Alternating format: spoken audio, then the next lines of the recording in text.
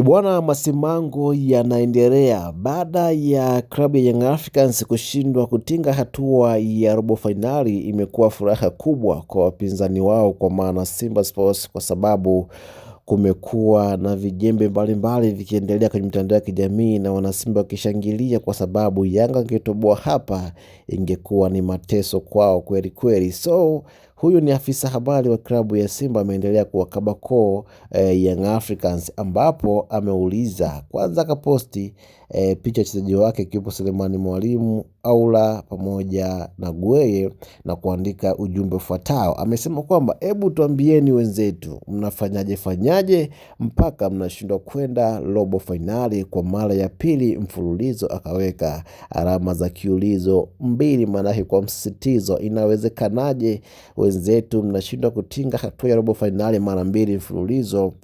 Kwa sababu wao wametinga robo fainali mara 7 mfululizo, na hii ndio wameshindwa kutinga hatua ya robo fainali kwa mara ya kwanza tangia wametinga hatua ya robo fainali. Ndio maana nauliza kwamba mnawezaje wenzetu kushindwa kutinga hatua ya robo fainali mara 2 mfululizo? Kwa sababu msimu jana walishindwa kutinga hatua ya robo fainali, na msimu huu pia wameshindwa kutinga hatua ya robo fainali. Kiufupi, miaka 4 ya ubora wa Yanga, wana fainali 1 ya kombe la shirikisho, robo fainali 1 ya klabu bingwa, lakini hii miaka 2 wameshindwa kutinga hatua ya robo fainali ya klabu bingwa barani Afrika. Wameishia hatua ya makundi. Ndio maana naona vijimbe vinaendelea kila kukicha. So matokeo haya yamekuwa furaha kwa wanasimba. Wanakuambia kwamba furaha ya maskini kuona tajiri anaporomoka. Kwa hiyo baada ya mnyama kutangulia kuporomoka, ilikuwa anasubiria kwamba